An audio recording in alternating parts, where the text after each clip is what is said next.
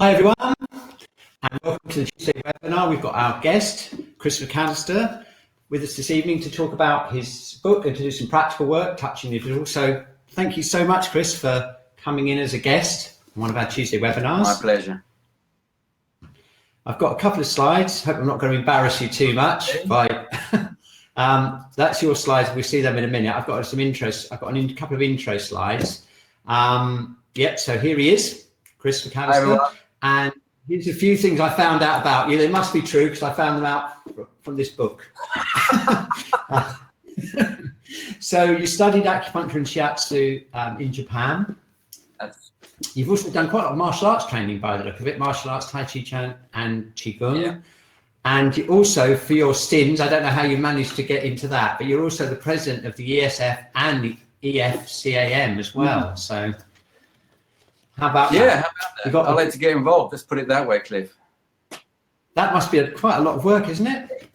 At periods it is. During periods it is, and other periods it's not. It goes in, waves like everything else does. So it's manageable. And I've got to tell you, the ESF right now is in a very, very good place. I have an excellent team. Oh, that's great. Really good team with me, and really creative people, great new ideas coming through, and a whole new energy, expansive energy we're able to begin to manifest now. So that's really great, Chris. I'm really glad to hear that. Very good.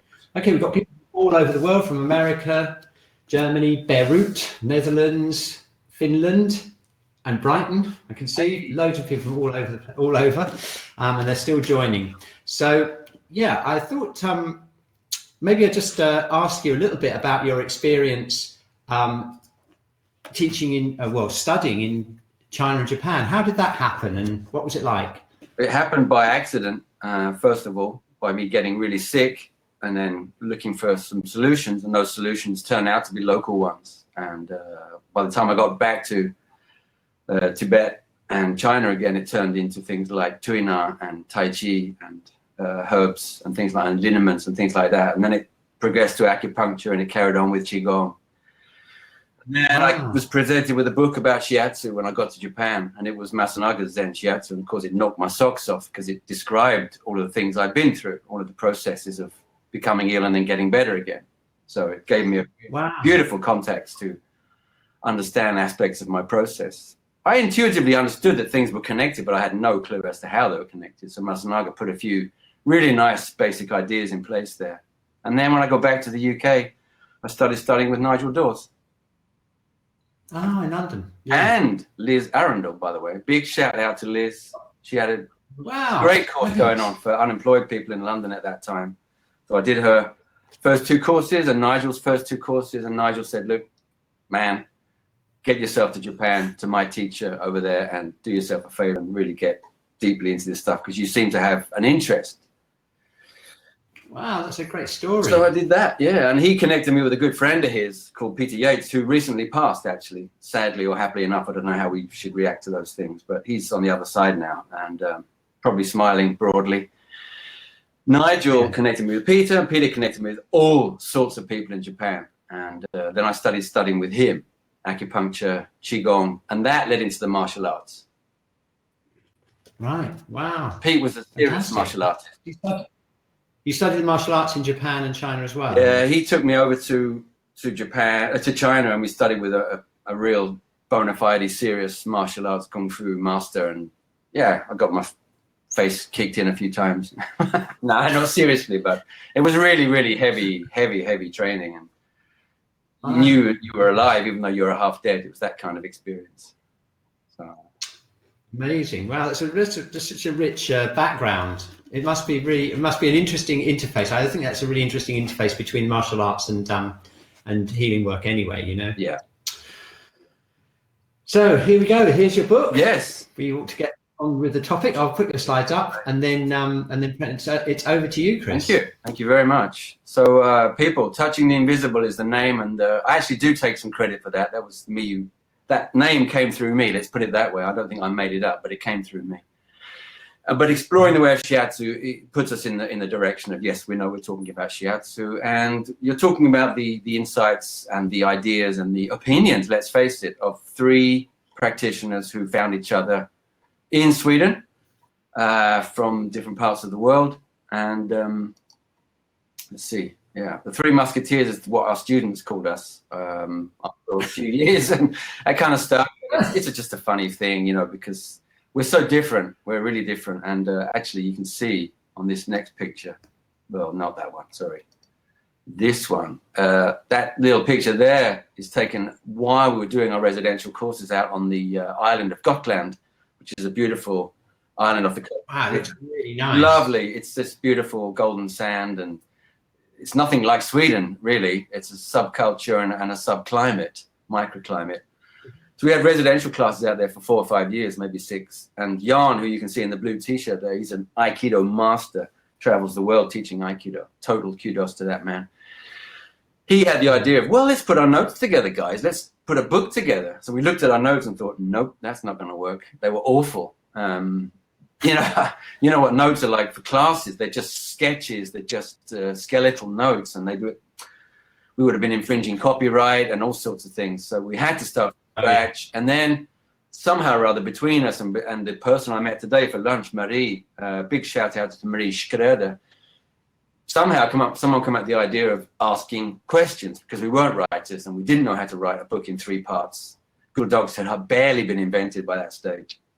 So that was our way of doing it, of interviewing ourselves through our students. Marie dropped out, another person came in who was a researcher in integrative medicine. So that was really, really helpful, because she could kind of frame all these things in this very nice, delicately intertwined but also separated way. She's like connective tissue in a way, Johanna.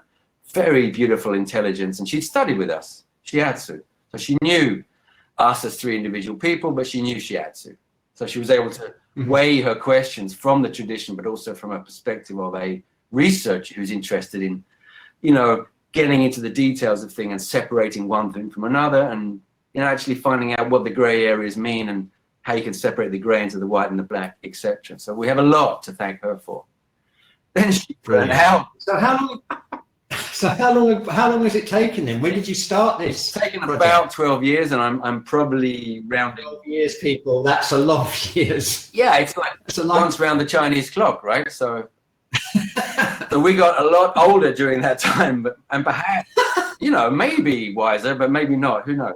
I think we got a bit more childish, actually. But yeah. But that's incredible. That's a long journey. Yeah. But we learned to write on the way. That was the thing, Cliff. We couldn't write really in the beginning. We were learning how to write, and we'd written short texts for classes, for students, for blogs, things like that. But this was a different kettle of fish. And even though we got these transcripts delivered to us, it was full of rubbish. It was like. Oh, because was it done from transcripts from conversations? Yes, was it? And the guy did it really, really faithfully. So every single grunt and cough and sneeze was there in the. Right. So we had to pick all that out, find if there was any content in there, which luckily there was, but then rewrite the whole thing from this minimal amount of content. So in the end, we did write it. So we discovered. Nice. And especially myself, I'm not very quick off the mark. Jeremy's like really fast. He's like greased lightning. So he had no problem with the interview format, but for me it was a little bit tricky, because I like to think about my answers and then sift them a little bit and then come back to them and have a look and see, I think I missed a few things there, or I think I overstated that slightly. I'd like to tone that down a little bit and not be so colloquial, perhaps use a different type of language to make it cleaner, plainer, clearer, etc., etc. So for me, that process of rewriting was invaluable. I tell you what, Chris, why don't we find out and see whether anyone's actually, let's ask them a few questions, find out how many people have actually already seen the book, and then we'll get an idea from all those people who've tuned in. Should we do that? Great idea. Should we just find out whether they've actually even know that the book came out before this? Had you actually noticed that this book came out? That's the first poll. So we might have quite a few people who don't know anything about it. So this, and we do don't know about this. Okay, that's interesting. Yeah, over half don't know about it. Okay. Well, you're finding out, people. Yeah. So let's find out how many people have actually purchased the book. This is going to be very revealing, isn't it? Let's just see. 3, 4. How many people actually purchased this book? It could be. Oh, getting up to a quarter. Almost. Yeah, that's not bad. We're going up. 20%. Considering only less than half people even knew that it was out, that's not too bad. Quite a lot of people must. 2 people are not sure if they've purchased it or not. What does that mean? They might have bought it and go, I don't know, did I buy it or not? Brilliant. And then this is the big one, isn't it? I don't know what you mean by have you read it. They don't have to have read all of it, do they? If they've read a substantial. Okay, so the third question that Chris wanted to ask is, have you read it? If you've bought it, have you read it? Here we are. Not yet. Some of it. No. Oh, one person. People haven't read it. Look, you've got one person who's read all of it. I don't know who that is, by the way. No, we can look later, and you can send them a personal thank you. Okay, brilliant, excellent. Okay, that gives you an idea. So I think maybe you better backtrack and maybe we could just backtrack a bit and just give them an idea, because over half people don't even know about it. Do you mind if I just say something? Please, take away. Yeah, it's very interesting because it's written in a very conversational style, and it's written in sections, small sections, with different topics, and it is really conversational. I mean, I was saying to my colleague Dinah earlier, who's basically, by the way, thank you, big shout out for Dinah, who's doing the chat monitoring.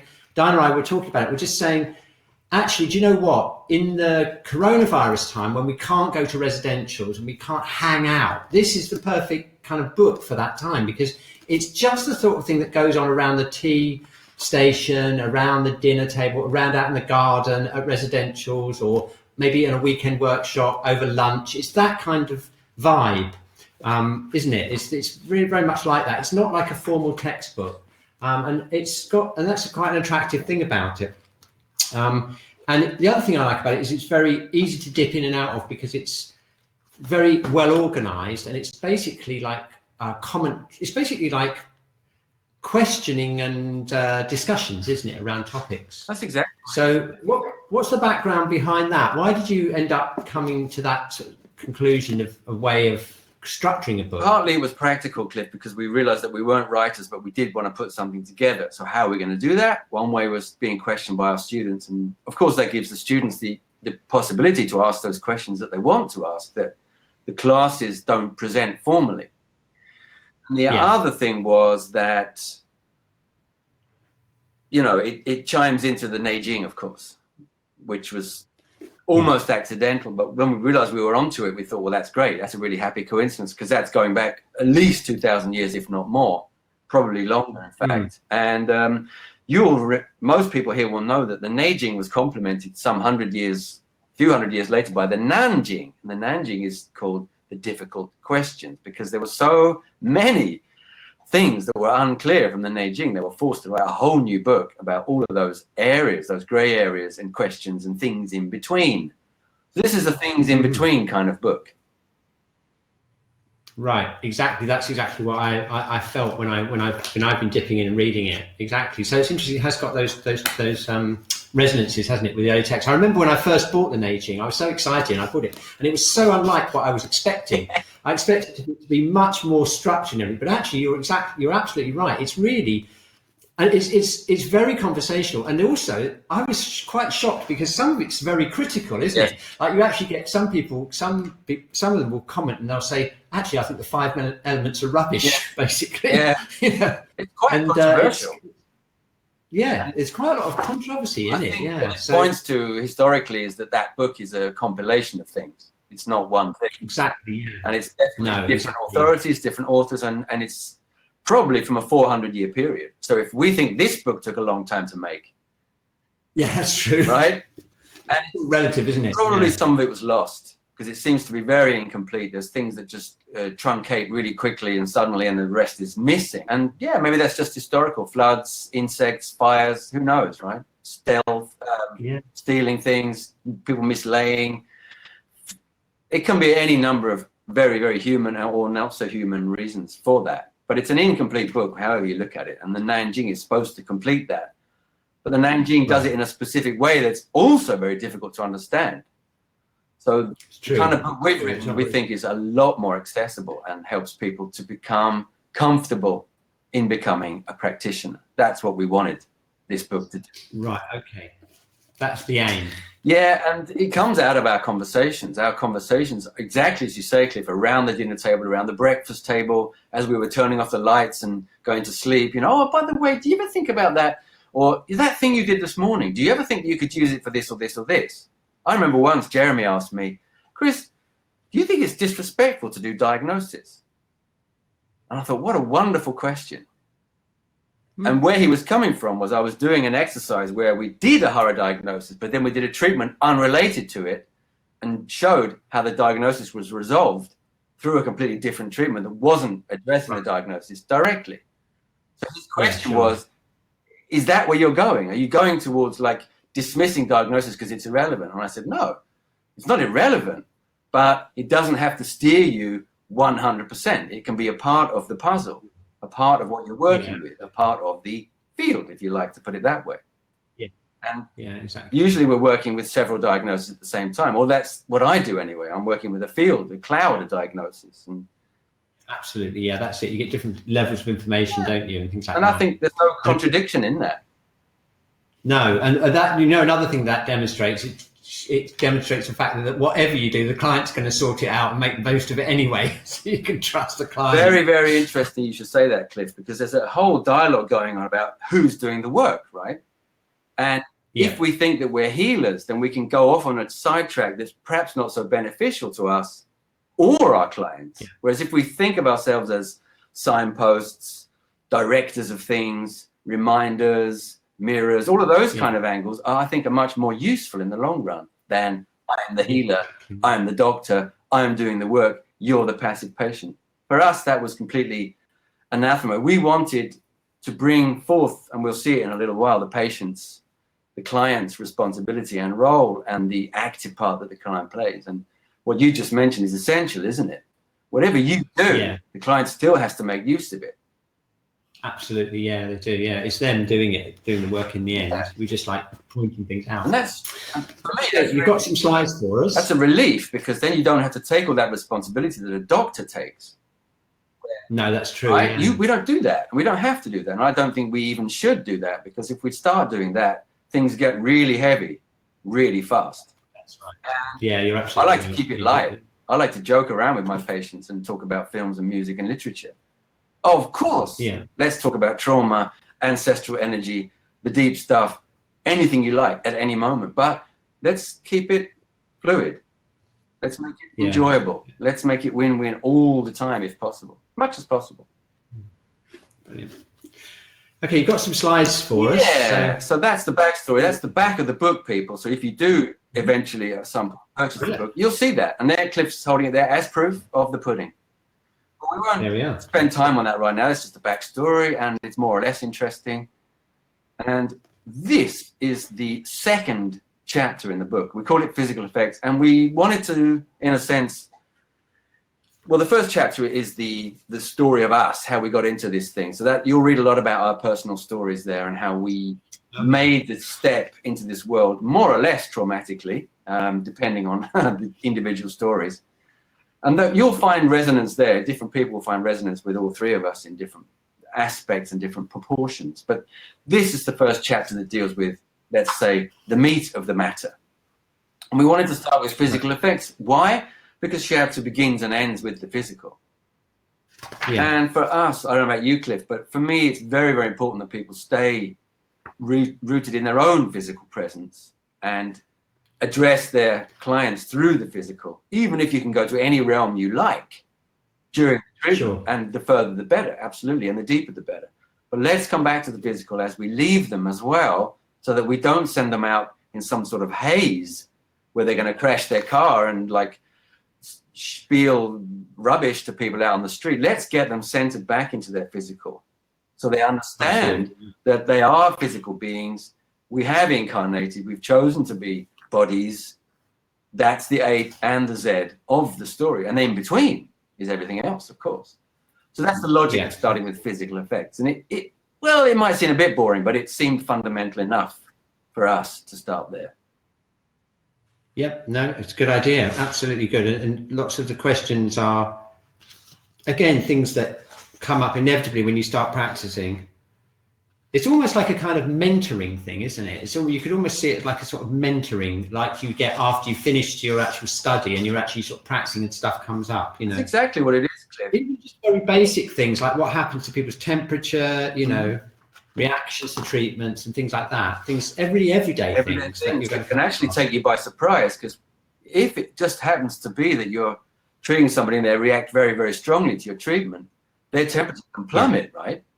And if that happens for the first time and you're not prepared for it, you can be quite shocked by that, and that can move you out of your center in a very destructive way. Whereas if you're prepared and you think, oh, great, you can actually say to them, that's great, you know, because the treatment really went into a deep level. You can expect some pretty radical changes. Stay with it, wrap up warm, you're going to be great. That's a different approach to, oh my God, what's happening? I don't know. You see, preparing people really makes a difference. That's what we wanted and didn't really have. So this is our legacy. I see. So you're making it. You created the book that you wish you'd had all those years ago when you were in that place. We learned the hard way, and that's fine. That's the school of hard knocks, and that's great, isn't it? But I have to say that I was very lucky. I was really lucky in that way because I was apprenticed by Pauline Sasaki, so I actually learned a lot of this through the apprenticeship method. And I have to say that was one of the things that really impressed me, that she was completely unmoved. I mean, she'd have people come in and say, well, not unmoved, but she was totally centered. So people come and go, oh, you're the most amazing person ever. My life has changed, like that. And she would just be like interested. And then other people come in and they would have had some terrible reaction, you know? And she was just totally centered, and she just totally like was interested, always interested in what was happening. And it never seemed to phase her. But you're absolutely right. I think if you're if you move some huge liver stagnation and they end up vomiting and, you know, have a headache for 2 weeks, and I think inevitably you're going to think, what did I do? Maybe you did something really, really good, but you didn't prepare them for it, and you didn't prepare yourself for it. So that's sometimes it's a surprise, though, isn't it? Sometimes it's a surprise. I mean, I've had, obviously over the decades, I'm sure you have had some very dramatic reactions from clients, but sometimes it does take you by surprise. And I think it comes back to what we were saying about earlier. It's to do with the fact that it's the client, it's them, they are doing it. It's their process. We've triggered it, but you know, it's a lot of it is. I think that's the wonderful thing about Chinese medicine. It can make sense of those things that you would think of as being bad in Western medicine. Oh, pain is bad. You know, vomiting is bad. You know, headaches are bad. But actually, if you think of it as liver qi moving, that's a good thing. Yeah, you know what I mean? Absolutely.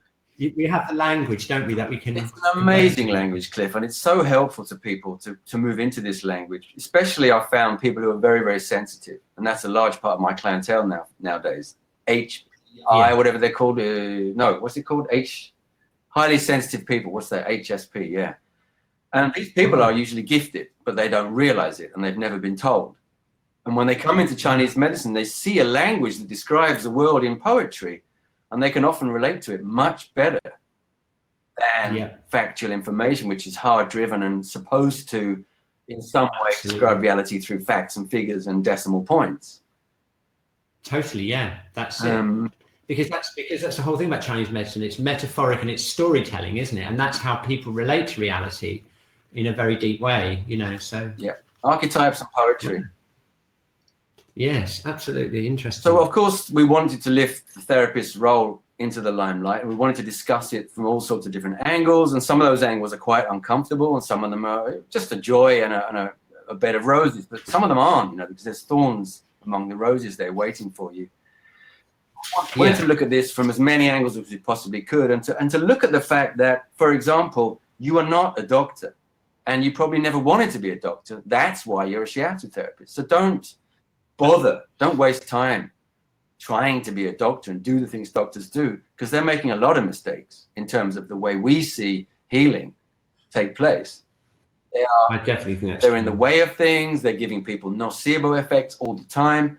They are misinterpreting stuff. They're not helpful, etc. I don't want to clank down on doctors. That's not the point. But we're not doctors. We're shiatsu therapists, and we have realms of freedom and access to information and ways of processing it and interpreting it, which you were just talking about, Cliff, which is completely foreign to most, well, let's say medical culture now since the last 300-400 years. Whereas most cultures would be able to associate with this on some level. True. And you mentioned Beirut there just now. Somebody's from Beirut, and I think I know who it is. It's Barbara, and she's got this amazing history with anthropology and working with healers in Egypt. And the language they use is not a million miles from the language we use. No, no. There are lots that link traditional medicines in all of the different world cultures, aren't there? Yeah. And the other thing about the therapist, we really wanted to lift this up into the limelight is, look, enjoy it. It's not always fun in the sense that it's like that, but it's always interesting. Yeah. It's always taking you to new places. It's always going to challenge you. It's always going to bring your shadow into the light. So remember that you're doing it for yourself. Never forget that you're doing it for yourself. And then you won't get so pissed off. You won't get so burnt out. You won't get so overloaded with people's energies because, well, I'm doing it for me. And of course, people get better. People have insights. People move on in their life. People transform reality. That's all great. But I'm enjoying myself. I'm learning. I'm in my path. I'm in my process. Those are the important things to remember. That's a really good bit of advice as well, because of course in a way you are, the self is not detached from others anyway. So you're in a way, what we're doing when we do self-development is we're kind of modeling it, aren't we? We're modeling an attitude, really. Yeah. I think that's absolutely right.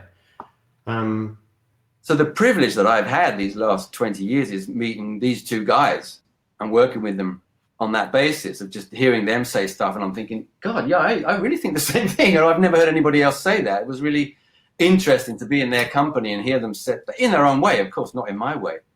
And the book. So how did you meet, the three of you? How did you meet? Well, Jeremy had been here like a year or so before me, and he'd started this school down in Stockholm at a kind of a bodywork school. And he recruited Jan. He found out about Jan, who was already teaching Shiatsu. Jan is from Sweden. Jeremy's from Australia. And then somebody mentioned me to Jeremy, and so he called me up and we had a chat, and he said, oh, look, further down the line, do you want to join the class, join the course as a teacher? And I said, sure, at some point. That point turned out to be when Jeremy was kind of moving off a little bit and wanted to have more space in his life. So I took over the responsibility for the course, and he became one of the teachers, and Jan became one of the teachers, and then we had a couple of other people. So it was a team. Oh, nice. But that wasn't overlapping so much at that point because we did separate classes. But then we did these joint residentials, and that's when the whole thing really started to take off, and we understood. That is such a great thing. I mean, that's the thing about the Shiatsu College as well. I think that's the same thing with us. We all just loved working together. That was our main motivation. I think that's got its own particular energy, hasn't it? It's very much. It's just much more fun than doing it on your own. And you were always bouncing off ideas off other people and stuff and learning from them. Yeah, whether you realize it or not. Yeah. So here's the client, folks, and we wanted this picture here because it shows the client doing something active, right? And we love our clients to do stuff, not just to come for their treatment once every 2 weeks and then just go back to their life and completely go back into their tracks, as it were. We want them to start changing. We want them to start transforming. And Qigong is just one of those myriad ways that they can do that, of course. Yeah. And that's taken on the beach and in Gotland from one of our classes. I was leading that particular Qigong session, and Jan was taking the photograph. Great photographer, by the way. Both of those shots are by him. Oh, really? Oh, that's useful. It's useful to have a photographer in the team. Really useful. So that was just a whole mine of great images we had. And then we had somebody come in who did the graphic work for us and put all this stuff together and modeled the book. We wanted an aesthetic book, and we got an aesthetic book, and we're really, really happy about that. So we hope people enjoy the visual and the aesthetic part of it as well. So the client also has many roles, and some of them are quite passive, especially initially, because they've learned to be passive from doctors and nurses and schools, places like this, and priests and all these authority figures who taught them to be passive. We teach them to be active, and we empower them. That is the central part of our relationship with the client. And I find that I've been a client and people have taken my power from me, and I've reacted very negatively to that. And I thought, I never, ever want to do that to anybody. In fact, I want to do the exact opposite. I want to liberate them as soon as possible. So I put people in situations where I ask them, well, why do you think this is happening? And they'd be like, well, I don't know. You're supposed to be the expert here. I said, no, you're the expert here because you know what your life looks like. I'm looking at it from the outside. I can interpret a whole bunch of things for you. but I can't be you, and I can't know you. I can't live your life or experience your reality. Only you know that. So you're the expert. So that's why the client is the co-creator in this context. I've got a question here that just goes, would you like to just answer this question? I can just flash it up and answer it live. It's from Martha, and it's just going back a little bit to when we were talking about how should we do it for ourselves, the shiatsu, that thing. And she says, in the book, we can read that we do shiatsu for ourselves. How can this connect with the idea of being a mirror or a helper for the client? So it does kind of fit with what you're talking about now, doesn't it? By the way, hi, Martha. She's in Quebec, Montreal, Quebec. Oh. So the thing is that the roles of the therapist are many, not one. And it shifts and changes the whole time. So when you come into the room, you're one person, but 3 seconds later, you can be another person. And that chameleon aspect, that diamond aspect is essential, I think, to keeping the glow of the therapist role alive and keeping it growing, keeping it stimulating you in your life. And that's where you grow, and that's where you enjoy. And that's where it comes back to the point of you do it for yourself. And you get to taste all these different roles. You get to be lead singer, bassist, guitarist, and drummer all in the same session. You get to be audience. And you get to be the lighting. You get to be the person who pulls the curtain of the stage and pulls the plug when it's all out. You have all these different roles. So in a sense, you're the triple heater in that sense, right? Using that image. And the triple heater can take all sorts of myriad roles, depending on the situation, depending on who it's working with. If it's the gallbladder 1 minute, or the pericardium the next, or the liver, or the heart, or who it is. Triple heater is this multimedia thing. And that's what the therapist, in my world, is striving to become, very slowly, and exploring parts of their personality which you can bring into the treatment. I think the thing that also, Martha, I think the thing that you were emphasizing, obviously we are being a mirror and a helper, like you say, we have all these roles, but I think it's just so important to remember the role of personal practice, isn't it? Personal development. I mean, that is one of the things that is a constant thread through all the Asian healing arts. You know, the people who were the top acupuncturists were also Qigong masters or martial art masters. I mean, they worked and modeled it in themselves, and that's so different from Western medicine, where we've got a subject and an object. And after all, doctors, bless them. I mean, I wouldn't want to be a doctor, and I've got lots of compassion for them. They do an incredible job. The system that they're in means that there's no logic to keeping your own self healthy, and that's why doctors sadly have got very, very poor health.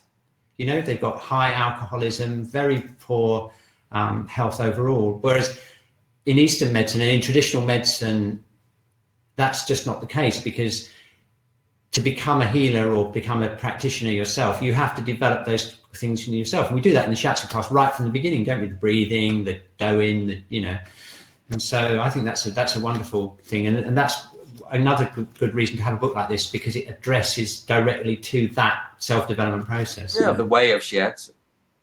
And the scholar sage is a very, very potent symbol for all of that. So the people I've studied with have been like calligraphers as well as martial artists and herbalists. And people have been writing poetry, and people have been interested in photography. They've always had other interests beside what they've done, and they've always brought their personality and their life into their practice. Nothing is separate. Everything is connected in one way or another, more or less directly. So the self-cultivation aspect, Cliff, I couldn't agree with you more. It's absolutely essential. And if you forget that, try and get back to it as soon as possible. Put it that way. Because it is easy to lose it. I mean, that's one of the positive things with the coronavirus. It's just forced me to go back to serious yoga, meditation practice, things like that. Because when you start getting really busy with clients, I have to say that doing the shiatsu itself, when you get to a certain level, just doing the shiatsu, because there's so much alignment and stuff like that, it is almost a bit like doing Tai Chi or Qigong. But definitely, since in the last year, I've been doing a lot more personal practice, and it has made a big difference. So I'm totally with you, Chris. Just try and keep that space for yourself, and keep going with the self-development. Yeah. What have we got here? We've got Qi, of course, which we could talk about for several centuries, and probably some of us have been talking about it for several lifetimes. That's just a shout out to one of our students. Her hands there, we thought they were beautiful, and our graphic artist made that incredible image of flames and smoke to emphasize the different aspects of Qi, the densities of Qi.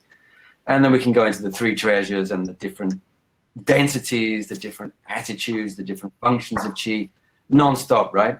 But Qi, really for us, absolutely central. And Shiatsu without Qi, not really Shiatsu in our world. But that's a different take. Some people will happily do Shiatsu in a very mechanical way. That's not where we're coming from. So that's very clear for us. You know, we're part of Oriental medicine. We're part of the Qi alchemical tradition, the inner tradition. And that's where this book is coming from. So that's contextual information that may or may not be useful.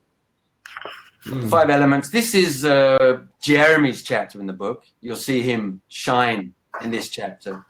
We're in there, of course, Yanni and myself, but much, much less prominently. And so if you want to meet Jeremy in a more crystallized fashion, this is what the chapter to look for. And that chapter, the image is to show the image of transformation, which actually undermines the word elements in 5 elements. We prefer to call them 5 phases or transformations, or even 5 movements, because that's what the Chinese character means, movement.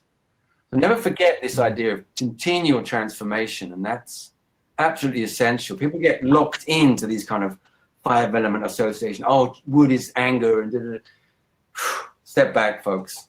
Let it breathe. Let it breathe. Diagnosis, same thing, really. We wanted to open up this huge, huge subject. Neil Gulliver once described it as the journey of a lifetime, and I really, really connected with that because it never stops. Do you know Neil? Did you know him? No, but I read a great article by him in the old UK Shiatsu journal called Diagnosis, the Journey of a Lifetime, and I just loved it. He took the whole thing into a new level for me and opened it up, and now I've taken it to another level, but people get really confused, so go back to Neil Gulliver. But this chapter... he was one of my first teachers, back in Brighton in like 1981. Okay. He was one of my first... Oh, well, that's a cool touching point. Excellent. Now, that was really influential for me because he opened it up in a way that really freed me. And... What was it particularly about it then, you remember? Well, I like the way that he said, yes, you have to learn the sutras. You do have to learn the nuts and bolts. We have the 4 Shin. You do have to start learning a few things really thoroughly and really in depth. You have to practice them for a long time. You have to get familiar with your tools. Absolutely. This is craft as well as art. And it's science as well as poetry. That's what I like about this thing that we do, right? But he said, if you limit yourself, you're limiting your patience. That's the essence of what I got from that thing. So journey of a lifetime is you'll never be finished with this. Don't think you're ever going to master anything. You won't. You'll just be moving to new levels. And what that's meant for me is that I have a much, much more free-form attitude to diagnosis nowadays. And quite often I don't do any formal diagnosis at all. I'm in the room, I'm listening, I'm sensing. People say a few words and I'll just ask a few questions about those things. And, oh, by the way, how was that? And how is this? And what do you think about that? And have you had any interesting dreams recently? And usually I'll diagnose the dreams and go off on that tangent or something like that. Or I'll just look at the feet and think, do we need to do something with the gallbladder there? Whatever it might be, this image here is to show us, remind us that the diagnosis is simply a doorway into the inner world of the patient. So we let in through that doorway by the patient, hopefully on some level, whatever level it might be, spiritual, mental, emotional, physical, or, whatever level it might be. And then you're in, and then you flow. And the signs and the symptoms flow with you. And Masunaga said that beautiful thing about diagnosis being treatment and treatment being diagnosis. So that infinity figure is always there in everything we do. Yeah, exactly. Yeah, that's it. Yeah. So for me, that's the most important thing he ever said. And I really, really use that all the time. And it liberates me all the time because if you get stuck in your diagnosis, well, just move into some treatment and the diagnosis will show itself. Yeah, absolutely. That's David right. Ventura once said to me, he came here to teach and he said to my students, look, personally, I'm quite happy if a diagnosis takes 3 or 4 sessions to evolve. Nice. I thought that was great. And you can disagree with him, but you can also see where he's coming from. Like, you can't possibly know the whole story from the beginning. How are you going to do that? I think also, do you know what? I think that is also a misinterpretation from Western eyes, because diagnosis has the meaning in Western languages of finding out something that's wrong, doesn't it? Whereas actually, from a point of view of Shiatsu, it's more a connection. Yes. And so, you know, that makes sense. It takes 3 or 4. Basically, it's you're creating a resonance between you and the client. And if that takes 3 sessions before they can feel free to tell you whatever it is, I say tell, I mean, you know, express it in a way. I think that's the big thing, isn't it? Absolutely right, Cliff. It all takes a little bit of time, and you need to give it time. And you can't understand Shiatsu from the first class. You can't understand Shiatsu after the first 10 years. But keep going, because you'll understand more and more every single time you think about it, every time you open a book, every time you treat somebody, every time you address your own energy. And all of that is diagnosed. Another thing is the thing is, I think that's really important is to trust the form, that it will hold you. You know, you may be very inexperienced, but the more you do it, you realize the less you're so, like we were talking about before, it's not really important what you're doing anyway. It's almost like you're going through this ritualized form that has a power in itself, and that can hold you even when you're a new practitioner. Just trust it, don't you? Oh, you can do amazing things with the beginner's form without knowing anything about diagnosis. And this is a joy to see, isn't it? You know, what you're saying reminds me of something I heard David Sylvian say recently. You know, the old lead singer of Japan, David Sylvian? Yeah. He was asked a question, do you enjoy playing live? And he said, you know, I used to really not enjoy it because I found that you couldn't do justice to the material every single night. You can't be at the top of your game every single night. But then Robert Fripp, who he worked with a lot in later years, said to him, look, the material will hold you. The material has its own strength and power and integrity and beauty and form. Just trust it. Move with it. It will do half the work for you, and then you just fill in. You do the rest. So it's the same kind of idea. The form is there. Be part of the form. Let the form carry you. Yeah, exactly. Yeah. Well, we all know that, don't we? I mean, what about those days when you were having a really, really tough time and you're really tired and you feel rubbish and you're just dragging yourself through the day, and then the next week they come back and they go, that was the most amazing treatment ever, and you go, oh. Probably because you let go, you know, you couldn't do anything, you had no energy, you just let go, and that was the best one. And that's the kind of thing we actually address in the book there. You'll find all sorts of confessions and admissions about that kind of thing. Yeah, that's the sort of thing that's just in the vibe of the book, isn't it? That kind of thing. Yeah. This chapter here, Hara, this is Jan Nevelius' chapter. So he stars big time in this chapter. So I wanted to lift these 2 chapters because these guys are like absolute stars, and you won't find a better description of Hara than hopefully what we've put together in this chapter. But Jan is the driving force here, whereas Jeremy is the driving force in the 5 elements. And hopefully the picture says something about what we wanted to convey about individual Hara, group Hara, Hara through time, Hara through space, etc., etc. Yeah. And then we have from here too, which was an idea we had of like consolidating where we've been, where we are now, and then where we think things might go. And this chapter is kind of prophetic, I think you'll find. So when we look back in a couple of years' time, people might find that chapter there is kind of interesting in terms of what might be transpiring in the next 2 to 3 years for us and for everybody else. I guess you've got a bit of a handle on that because you're politically active in the Shiatsu world. You must have a bit of a handle on the way things may go. A little bit like that, but also in terms of like where the energy of things are going in general. I see, like planetary energy. Planetary energy, human energy, global energy, but also galactic, you know, and we're part of a huge reality that's changing and shifting right now. So I think there's some really, really exciting developments coming up just around the corner for us. Well, you know, the obvious thing for me is that Shiatsu is low carbon. It's low carbon, and it's, you know, it doesn't need a great chemical factory producing loads of drugs. It doesn't need like huge operating theaters, and, you know, it's very low energy in use. You know what I mean? Low footprint. Look at these footprints there. Yeah. It's got no waste. It doesn't generate any waste at all. In fact, it's as win-win as you can possibly get. Yeah. Really exciting. And also, Cliff, we're already embedded in the energy paradigm. And that is where I think things are going. So we're going to be front row seats for the coming shift. I really think that, because if you think about how popular Qigong is, mindfulness, how those things are really sweeping the whole planet, it's almost like it's the search for that, all the things that we've lost from those traditional cultures, isn't it? You know, meditation, that basic connection with heaven and earth, that being in yourself, in the environment. And I mean, it's no good. I mean, we've got to save the planet, we've got to save the environment, but it's no good just saving it for its own sake. We have to be able to create our own internal environment so that we can appreciate it and love being on the planet at the same time, haven't we? You know what I mean? Absolutely beautifully stated, and that has to come from within.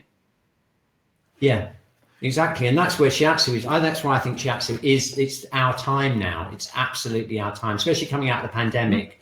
You know, it really is our time to take that place. It was very frustrating writing this book because it did take an awful long time to put together. But the way it came out in the middle of this enormous vacuum couldn't have been planned. Well, who knows? Maybe it was planned on one level that I have no access to, Cliff, but we didn't plan it that way, just in a sense. It just happened. It's just the right time for it, isn't it? Yeah, absolutely. Beautiful. So look, that's the end of my presentation, folks, in terms of the bits and pieces. These are images from the book. Once you get hold of the book, if you ever do, you'll see them there, and it'll have a new resonance for you as you read the chapters and read the comments, and the questions as well will perhaps resonate with you as well, because there might be questions you've wanted to ask but haven't had somebody to ask, so they'll be there for you. I thought we might do something practical now before we completely run out of time. What do you think about that, Cliff? I'd love that. Yeah, I'd absolutely love that. It'd be brilliant. I'm sure everyone would love to do some practical work. I was thinking about doing something with the triple heat and pericardium in the 3 centers, but then something happened during this week, and I switched idea a little bit, and I want to just bounce this off of you, Cliff, and see if it resonates. Some years ago, we were doing meditation with a delta wave, and during that meditation, we did alpha, and then we did theta, and then we did delta, and each time we got deeper and very interesting things happened. But during the delta, I was kind of guided to do a Qigong meditation, which luckily somehow or other I remembered afterwards by some fluke. And I thought maybe I would share that with people. Yeah. It's not exactly Shiatsu, but it's very close to doing self-Shiatsu, if you see what I mean. Yeah, sure. It sounds great. I'll rearrange my camera a little bit. Rearrange your camera. I'll just take my camera off. So let's see if that. Okay, cool. Sitting down, so you can be in Caesar or in cross-legged. More light, and I would maybe put your camera down just another degree down. Let's have a bit more light, shall we? Yeah, that's it. I think you'll be perfectly framed then. Let's have a look. Yeah, we'll do that.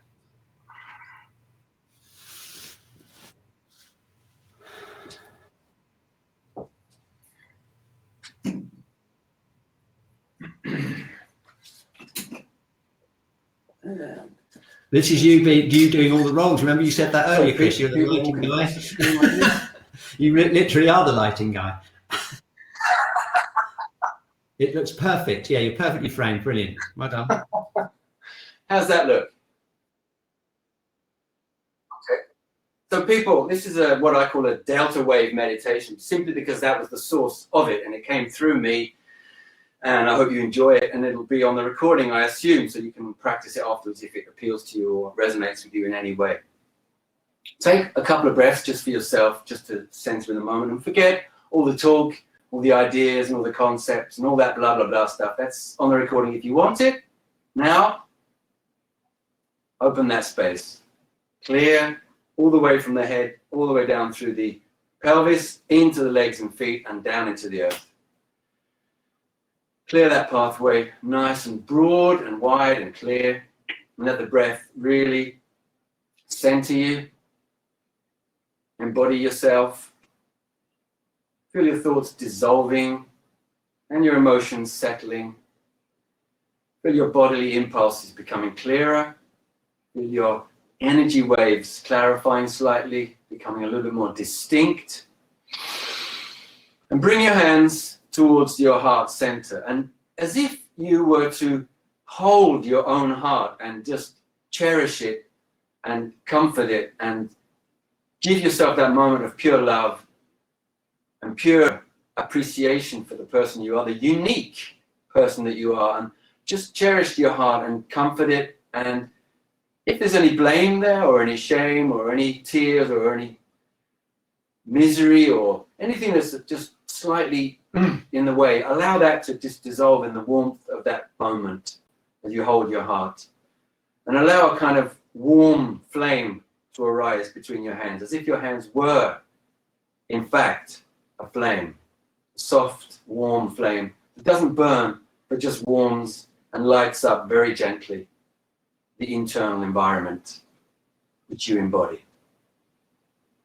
And very slowly from the base of your spine, begin to tilt your head forwards so you go all the way through the different areas of your back, the lumbar and the thoracic and the cervical, and eventually gradually and slowly getting up all the way to the occiput, and then continue to lower and to open the space between all the vertebrae. Keep it coming so that your forehead dips down, and eventually your fingers touching your nose, and then keep going. My voice is indistinct now, but see if you can keep coming down so that your forehead touches the tips of your fingers. You can raise your fingers a little bit now just to reach if you can't quite get down there all the way, and just touch that center of third eye, of inner vision and inner seeing and clarity from within.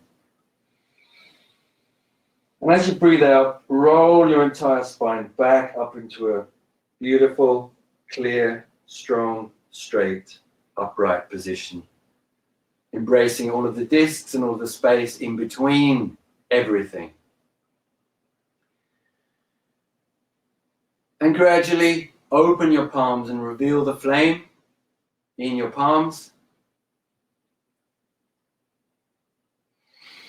And allow that flame now to sink down through the center of the solar plexus, through the center of the abdomen and the hara and the dantian, and all the way down into the pelvic center, the root center, the very base of your being, the physical center, the belonging, the archetypal and ancestral center. Feel yourself belonging 100% to your heritage, where you come from, who you are. Let's rest your hands now on your thighs. Take one breath for yourself. Feel yourself rooted very comfortably in your physical vehicle.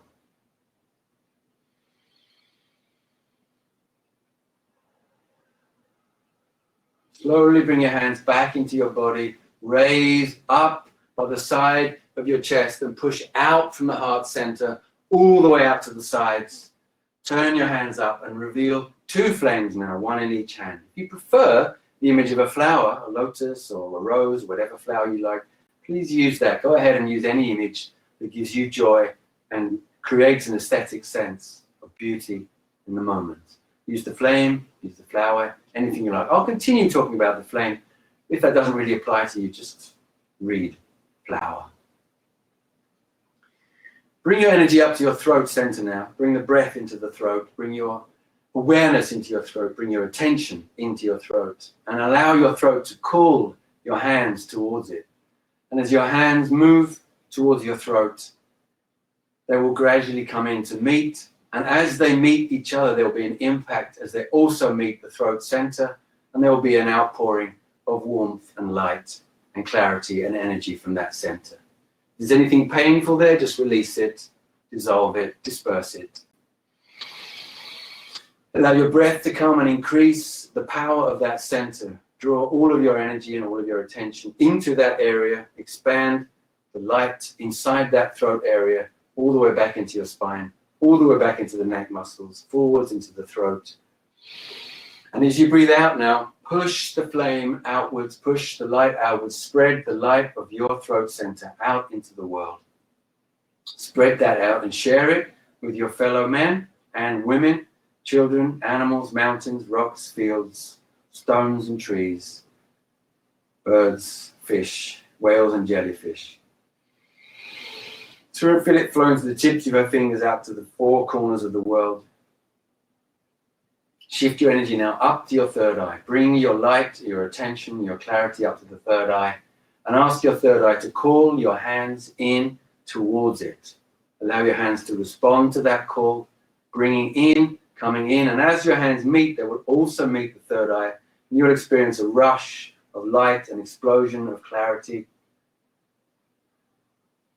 Don't be scared, just enjoy it. Allow it to really light up the moment, light up your body, and especially light up your brain, your mind, your head, the skull, the bones and the flesh, the gray matter, everything in between, the blood vessels, the internal aspect and the external aspect of your skull. As you breathe in now, breathe in the power of your entire existence into that space. And as you breathe out, push it gently forwards and out into the world and spread the light of your vision into the world as far as you possibly can. Allow it to envelope the world. Allow it to go around the world and meet itself on the other side. Allow it to flow around the world and meet you and come back.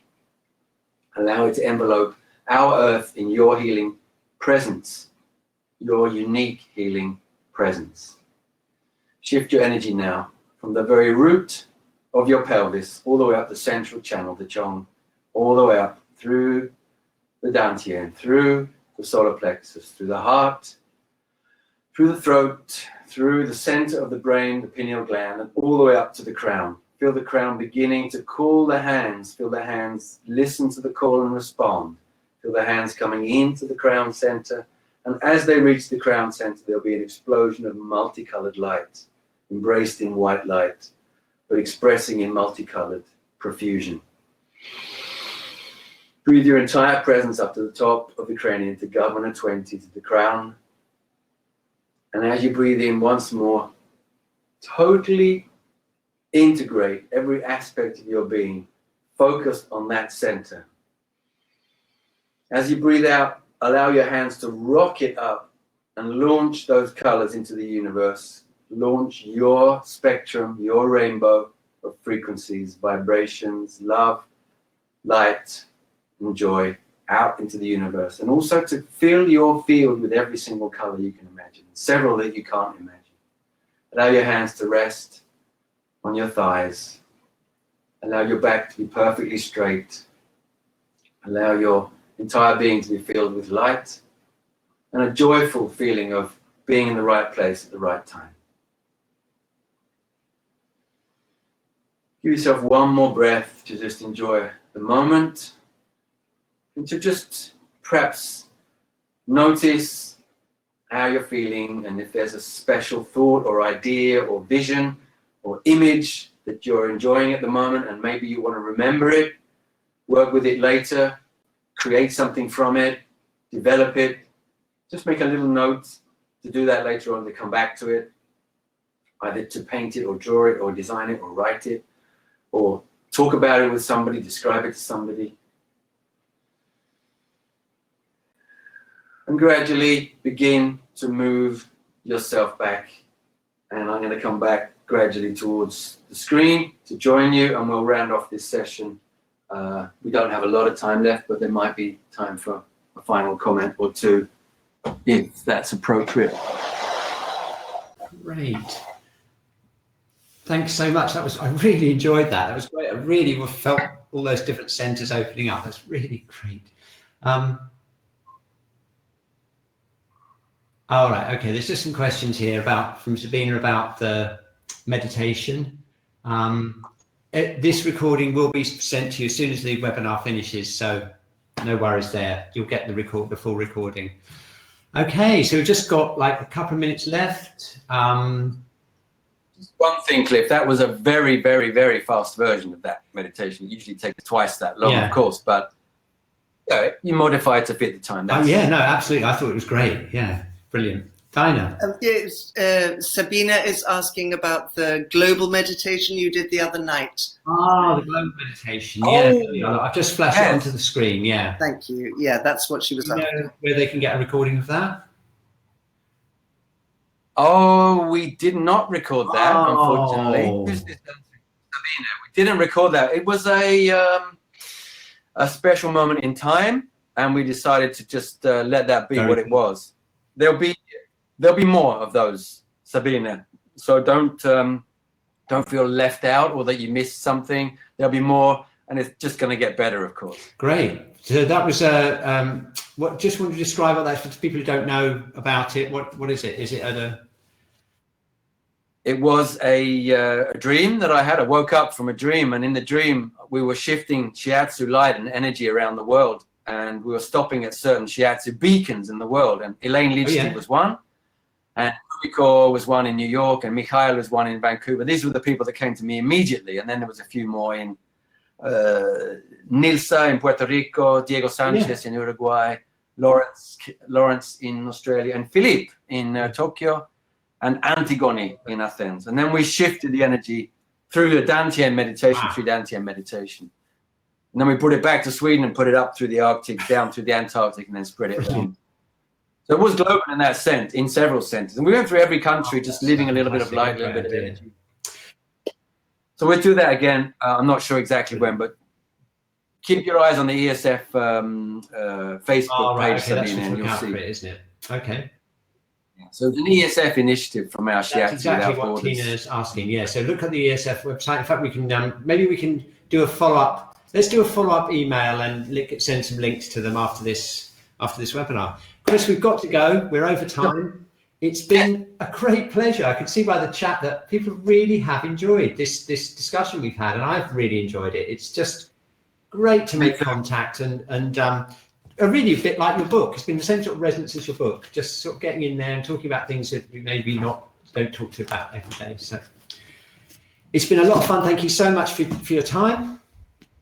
And thank you. Thanks everybody for listening and tuning in. Thank you for all the work you're doing politically for Shiatsu. Really appreciate it. Okay, I'm going to put a heart in the chat just because I just feel like it. Excellent. And we've got plenty of people putting loads of hearts. There's been a massive stream of hearts in the chat, and everyone really, really enjoyed it. So there we are. But sadly, we have to go. So goodbye, everyone, and maybe see you next Tuesday. We've got some more stuff coming up. Look at your inbox and see what's coming up next on your energy work. Okay. See you later. Bye. Bye.